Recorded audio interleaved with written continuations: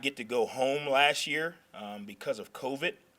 And that plays a huge effect on the mental wellness and just the grind of a season when you kind of got to go how many ever weeks straight without going to see your family not being able to come to games and those kind of things, living in a different virtual world. So it was good for the guys to get home to see their families. I know some guys got back to their high schools and saw some high school football games. I did talk to the guys. You can lose a bye week. And they kind of looked at me like, what are you talking about? But when you kind of get a break, the beauty of the college football season is you kind of keep all these guys together. But when you do get a break as a coach, you are concerned because when you start to, kind of send kids across the country, not only are there COVID concerns, which, knock on wood, we've been blessed to kind of continue to avoid, but just the normal travel, you go home, you're hanging out with your friends, you're with the wrong crowd, or you're with somebody and something goes down. I've been on the negative side of those things before. So we talked about not losing the bye week, not going home and getting caught up in anything that you may not be able to control, not going home and not being cautious about COVID protocols and bringing something back. Not taking advantage of the free time to get ahead on your academics, not taking care of the free time to kind of rehydrate and regen, energize your body. And our guys did a really good job of that. We came back, everybody was back healthy, everybody was back on time, had a really good practice yesterday, got an opportunity to get a head start a little bit last week on FIU, started yesterday and off to a good start. So with that, I'll open up with questions. Just start there then, Coach. What can you tell us about FIU? Again, a team that may be better than the record indicates. Yeah, the one thing that I've learned in this conference especially, and really all over college football, the record is not an indication of, the team that's going to hit the field. And this is another week, and, you say it every week, but this is another week of a team's record who's not indicative of the talent that they have on the team, how close they are in games. It's kind of the same story that's that we've told about ourselves. A play or two here, a turnover less here, a missed tackle there, and it changes the dynamic of not only a game but a season. So FIU's coming in offensively really explosive. They make a lot of big plays down the field. I think their quarterback does a really good job of throwing the deep ball. You can tell he understands the system. He distributes the ball where it needs to go. They've got two really big backs that do a really good job of running downhill with power. They've got enough speed to break the long ones. Defensively, they're really sound. They do a really good job up front. From the linebacker perspective to the safety perspective, they really force you to distribute the ball in the pass game in the right areas. And they force you to actually do a really good job of comboing in your run game because they are a good job of getting off blocks. Special teams wise, they've got a really good punter. He's really flipping the field for them, which is allowing them. They've got good team speed, which is allowing them to get out and cover, which is putting some offenses in some really tough predicaments field position wise. So another phenomenal challenge for us. Not only playing FIU, but coming off the bye week. Are we a mature enough team to continue progressing, or are we satisfied? That's what I asked the team, in the meeting. Are we satisfied with, we came back, in the ODU game and, we played well at North Texas. Are we satisfied? Or are we continuing to use the experiences of the three? We talk about the three in our building all the time. The 3 games that we went in that locker room and we did not get the result that we wanted. And can that feeling motivate us to do the things we need to do to get the results we want this week? It's the only week that matters. FIU is going to present a tremendous challenge. We got them home. Hopefully the Joan will be rocking. I can't wait to see the student section again. We haven't been home for a while, seems like. But it's going to be a tremendous challenge. And are we mature enough to continue to progress? You mentioned the big plays, Coach. Sorry about that, guys.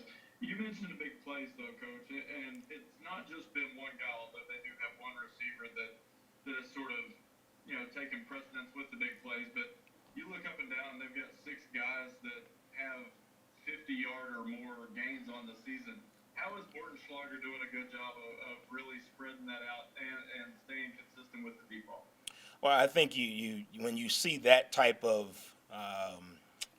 even spread, tight ends, wideouts, multiple guys with multiple deep ball or explosive play catches. I think your quarterback understands the system at that point, and he's allowing the system to work. Very similar to Grant. You look at our catch sheet. There's 4 or 5 receivers with multiple catches. It's not just, hey, we're throwing the ball to one guy. And I think FIU is doing a really good job of letting the system work for their quarterback and their skill guys. They've got really good team speed, so they're able to kind of stretch the defense. And when you have a quarterback that can allow the system to work, you're probably going to be in the right situation more times than not. And then they're doing a good job on the outside of executing.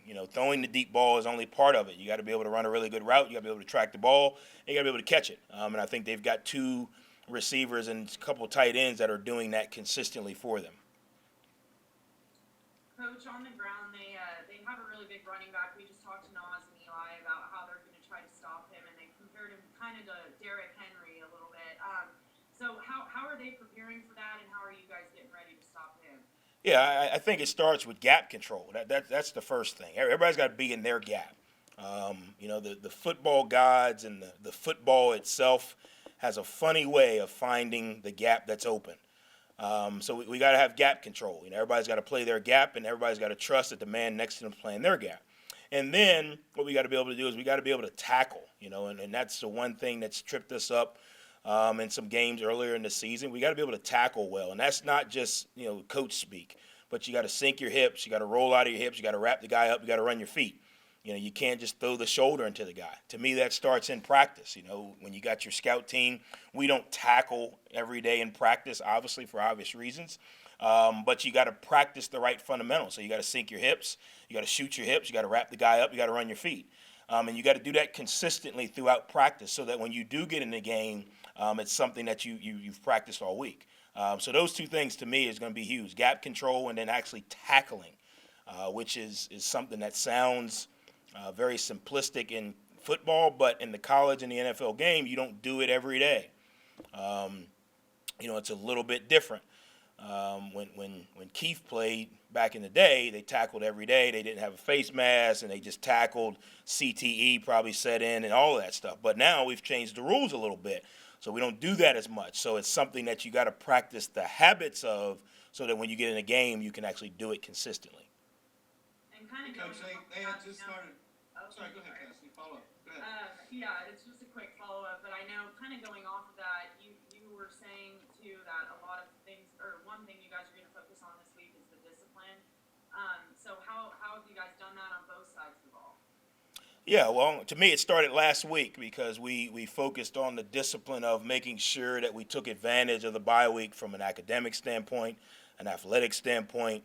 I even told them to be disciplined with their time with their family, So to me, discipline is not a switch. It's something you got to live with. Here's something on one hand that I know I'm supposed to do, but I really don't want to do it. Can I make myself do it? On the other hand, here's something I know I'm not supposed to do, but I really want to do it. Can I keep myself from doing it? And that goes into your everyday preparation. It goes into football. Discipline to me is not just, hey, don't hit a guy after the whistle, or don't hold, or don't create a penalty. Discipline is I'm responsible for the A gap. I have to be in the A gap. Discipline is also if I'm an O lineman, making sure I'm not jumping off sides. If I'm an O lineman, I'm supposed to block the 3-tech. I got to block the 3-tech. All of those things. So, and I explained it. Discipline is not just penalties, and that's what I don't. Penalties is a big part. Don't get me wrong. But it's not just penalties. It's if I'm supposed to wrap and tackle the guy, I got to wrap and tackle the guy. If I'm supposed to be in the gap, I got to be in the gap.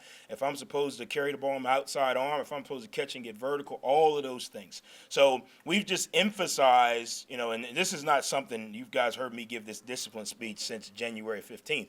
But this is not something that we just started talking about. We just continue to emphasize the importance of it. And I think it takes a game like last week or 2 weeks ago where there is such a disparity in the penalties and the discipline to kind of get the guys to see, okay, I understand what you're talking about. And now we talk about, okay, it's not just penalties, guys. It's everything.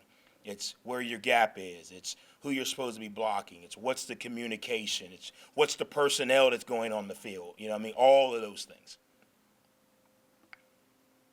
Just a little bit back to the break on the therapeutic value. Nazi said he went and rode horses. I saw you with Vinny Curry. Just to get away from the game, and then as you get through, ready for this stretch run, you're going to have a physical matchup Saturday. How beneficial is that both ways for you guys? Yeah, I think it's ultra important. I mean, these guys are still humans. I know, a lot of you guys think they're Madden players and they just show up on Saturday and I take the controller and Cramsey takes the controller and Lance takes the controller and moves the guys around. And you're like, well, why did you do that? I mean, that was stupid. Call it. Well, they're actually humans, so they have a life. They have a lot of things going on in their life. They have a lot of issues. They have a lot of positives.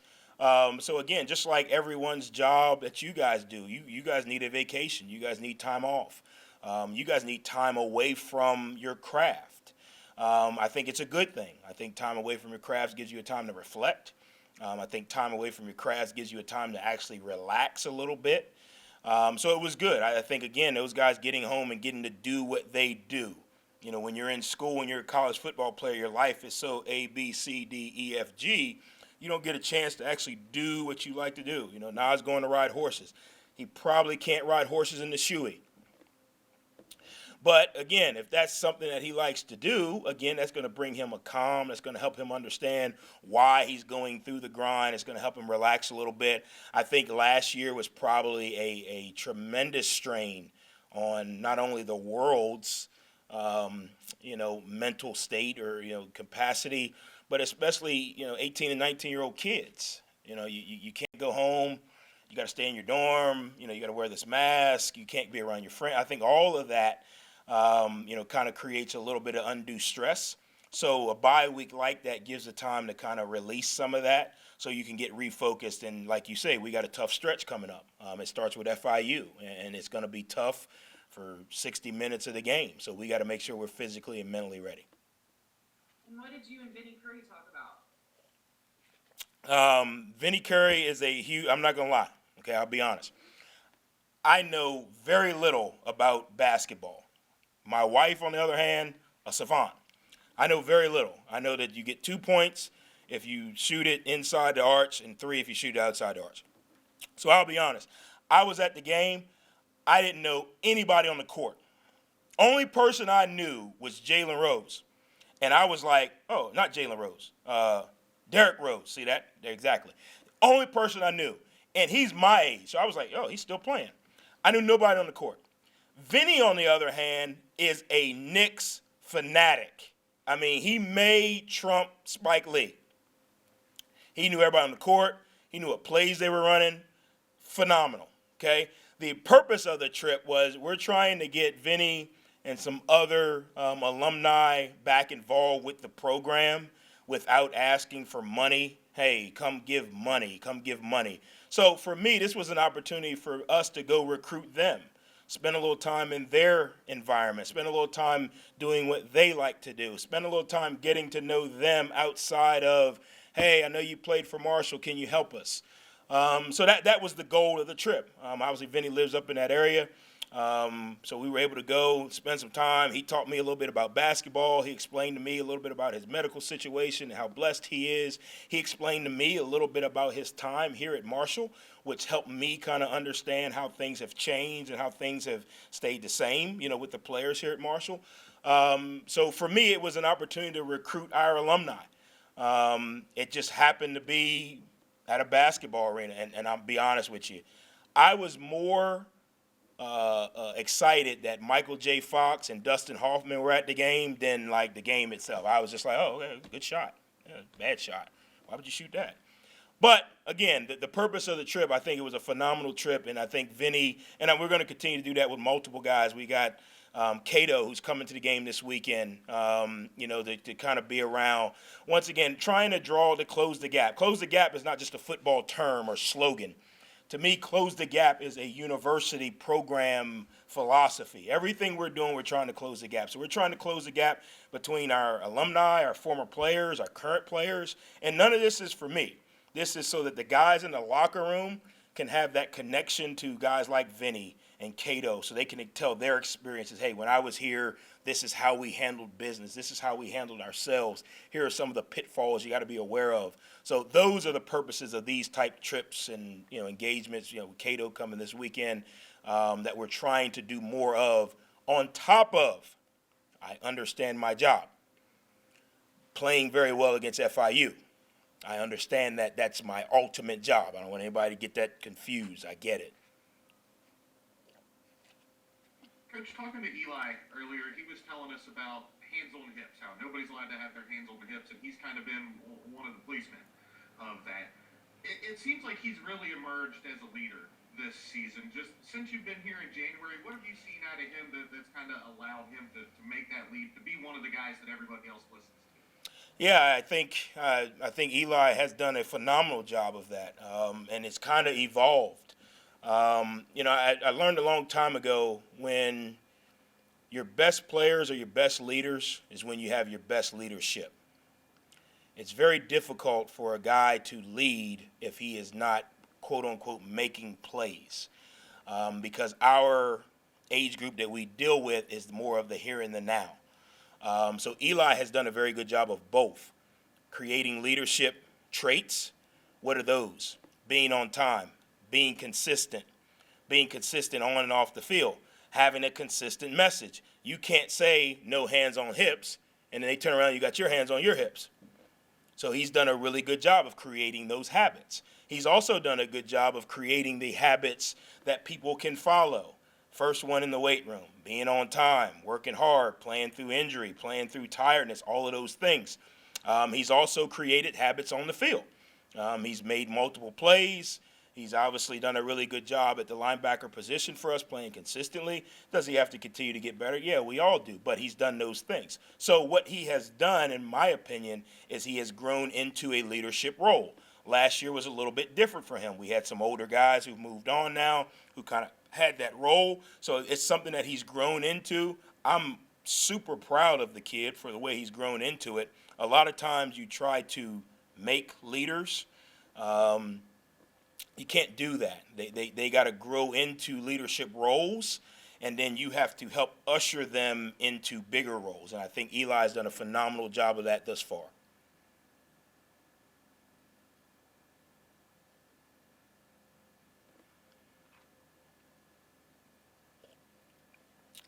That it? I'm good. All good, Coach. All right. Well, Coach. again, I appreciate you guys. Look forward to seeing all you guys back in the Joan this weekend. Again, really excited to get the student section and all the alumni back. I can't tell you how much your support does for our players on the field. So we're going to need everybody pulling the rope in the same direction this weekend to go out and complete a very difficult challenge of having success this weekend against FIU. So thank you guys again, and best of luck. Go Herd.